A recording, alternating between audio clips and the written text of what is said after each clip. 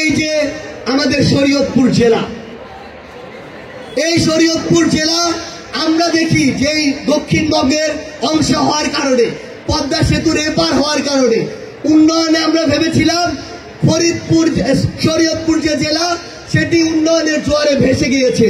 কিন্তু আজকে যখন ঢাকা থেকে আসি, যে রাস্তা দিয়ে আসলাম, মনে হচ্ছে একবার কাঞ্চনজঙ্ঘা দিয়ে যাচ্ছি, একবার হিমালয় দিয়ে যাচ্ছি। মনে হচ্ছে একবার ওই যে কিলিমানজারো রয়েছে কিংবা রকি পর্বত, আলপাস মাউন্টেন, সেগুলো দিয়ে যাচ্ছি।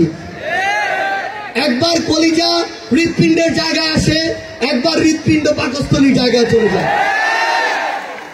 এই যে রাস্তাগুলো, এই রাস্তাগুলো এত যে উন্নয়নের গল্প দেওয়া হয়েছে, বড় বড় মেগা প্রজেক্ট করা হয়েছে, এই মেগা প্রজেক্ট কতটা কার্যকরী ছিল শরীয়তপুরে একজন মানুষ যখন ওই পদ্মা সেতু পার হয়ে আসতে যায় তখন সেটার স্পষ্ট দৃষ্টান্ত দেখা যায়।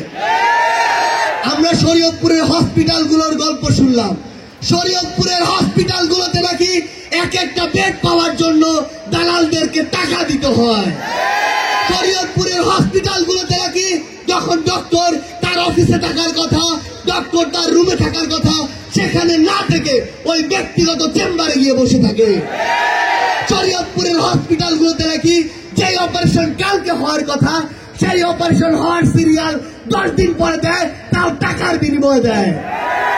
এই যে সিন্ডিকেট, যে সিন্ডিকেট গুলো শরীয়তপুরের হসপিটালে চলে, ভূমি অফিসে চলে, আদালতে চলে, থানায় চলে, সেই সিন্ডিকেট গুলো এই ছাত্র জনতা আর কি সমর্থন করে?